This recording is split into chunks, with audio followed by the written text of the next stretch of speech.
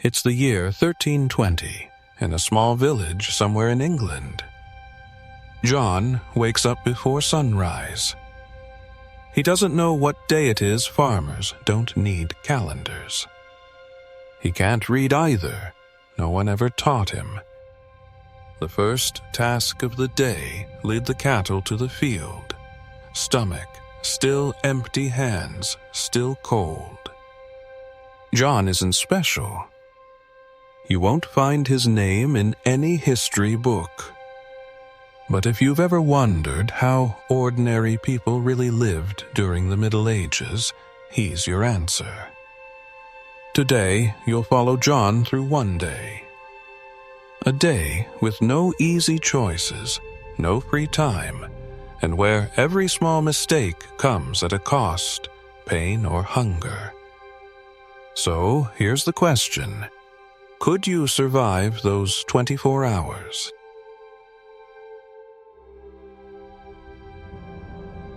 Back then, most of Europe's population lived in the countryside.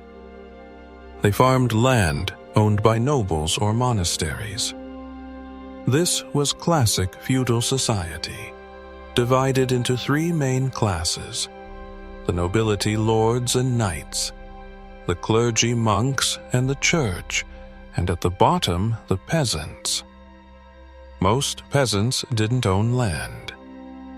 They worked the lord's land in exchange for shelter, protection, and the right to grow their own food. Some were free peasants, but most were serfs legally tied to the land, unable to leave without the landowner's permission. A typical village had anywhere from a few dozen to a few hundred people. Homes were simple wood frames, walls packed with mud, roofs thatched with straw. No toilets, no clean running water. There was usually a small church nearby, and sometimes a monastery, which not only held religious services, but also managed land and kept records.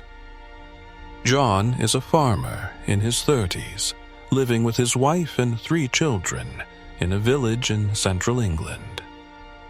Like most people of his time, he's illiterate and knows little beyond the land he was born on. His world revolves around farming, tending livestock, and fulfilling labor duties for the local lord. There's no war, no great drama on this particular day. But that's exactly why it matters, because it's the ordinary days that show the grind, resilience, and quiet strength of medieval life. John usually wakes around 4 or 5 when it's still dark.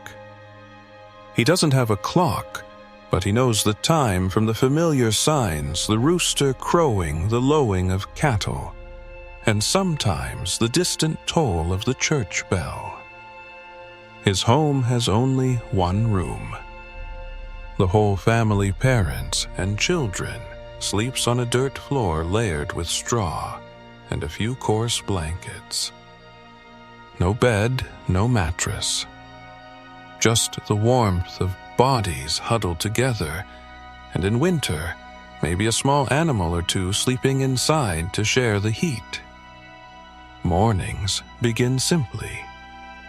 John's wife heats water over the fire while he checks the livestock and inspects his tools. Breakfast is coarse and minimal barley bread, dense and rough, sometimes dipped in cold oat porridge left from the night before. No coffee, no tea.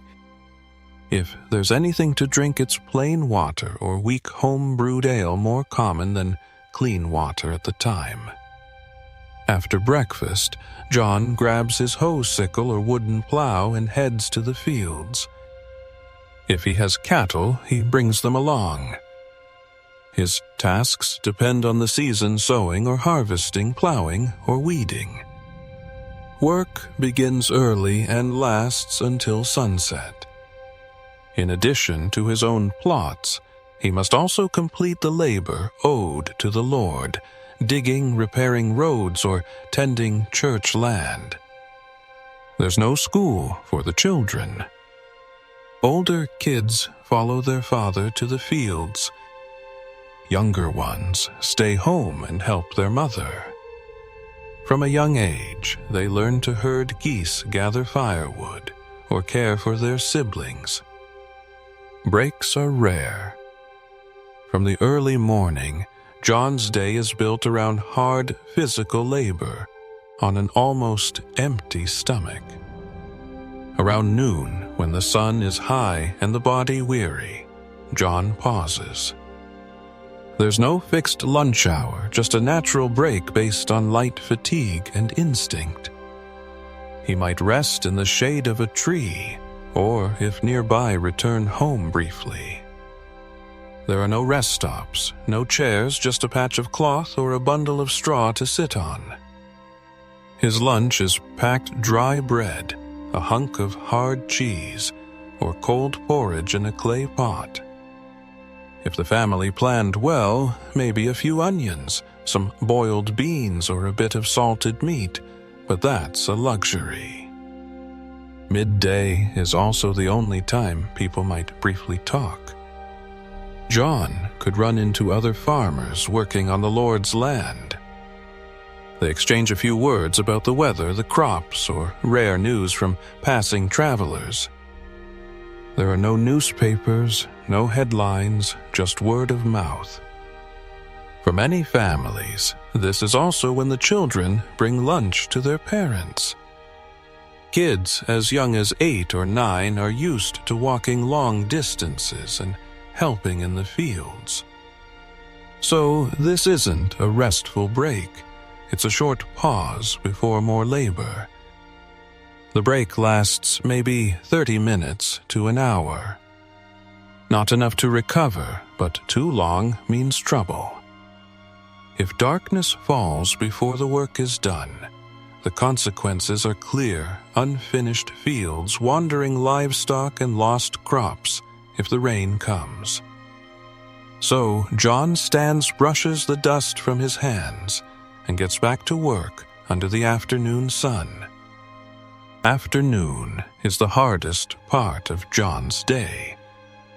After hours of work and the heat energy runs low, but there's still much to do, more weeding, more planting animals to bring home. Medieval farming wasn't just exhausting, it was dangerous. Tools were crude hoes, sickles, wooden plows. If you were tired or careless, injuries were common. There were no safety regulations, no clinics. Even a small cut could become a deadly infection. Then there was the weather. A sudden storm could ruin an entire day or wipe out a season's harvest. Strong winds could tear off roofs or scatter freshly planted seeds. For John, every afternoon was a race against time and the sky. Sometimes the steward of the Lord would inspect the workers.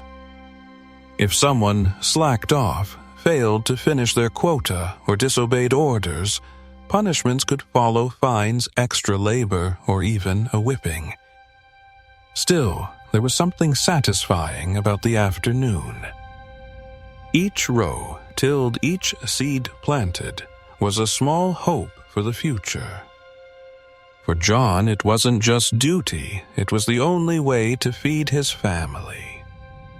As the sun begins to set, John gathers his tools, rounds up the livestock, and heads back to the village. The day isn't over, but the hardest part is behind him. When he returns, John's clothes are caked in mud and sweat. His wooden house with mud walls is the only place to rest, even if it's basic. There's no electricity. The only light comes from the hearth or the occasional beeswax candle, an expensive luxury. His wife has already lit the fire. Dinner is usually vegetable stew made from turnips, cabbage, or beans, and sometimes with a bit of salted meat if there's any left.